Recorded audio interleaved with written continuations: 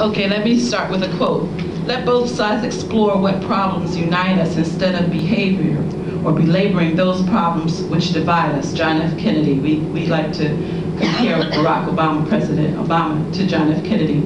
And we need to look at that. When we talk about whether we are post-racial, my answer is very consistent, I think, with the panel and with our speaker. The answer is no, but we need to get beyond the reason we say it's no. We need to get to what the core issues are. The core issues being, I think, the disparities that we are facing here in society as well as in New Haven, Connecticut, in the state of Connecticut. Are we going to talk about those issues? Are we going to get past the issue of definition, racism, or defining racism, defining race, and what does it really mean to our children and our grandchildren? Are we dealing with those issues? The conversations are important. I'm glad that we are hosting this conversation. I thank the MRRC and the president and the provost for being here. But are we getting past the issues of skin color? Beyond that, we've talked about that for a number of years.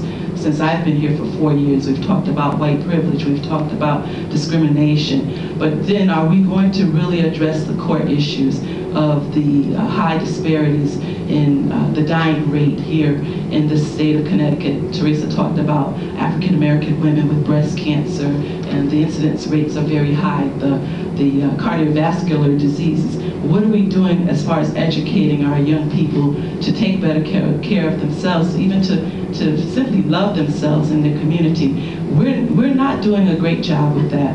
And I think we being ourselves, the media, they keep depicting images of blacks in such a derogatory manner.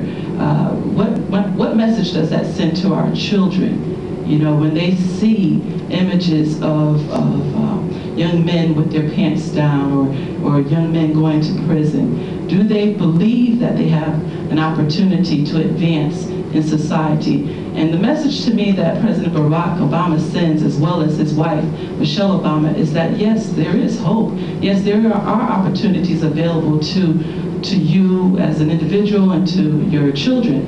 And so the discussion, we've had a good discussion about does racism exist? Yes. Are we post-racial? I agree, no. Others may say we are post-racial, we don't need to have the discussion. But let's move a little further in our discussion. Let's move towards action. I am an individual who's benefited from affirmative action since the day I was born. I was born in the 60s during the Civil Rights era. My parents migrated from North Carolina with 3 children at the time, 2 suitcases, no car. We traveled to New Haven, Connecticut by train and by bus. I'm sitting here today because of the opportunities that were made available to me, because of desegregation, because of the education that I attained. I'm sitting here today and I'm able to talk to you and other young people about the opportunities that were available to me. But I want those same opportunities available to my grandchildren. I want that available to the children in my community. I was listening to a conversation about the enrollment here on campus, and that New Haven is considered an undesirable area for people, an undesirable area for people to send their children to college here.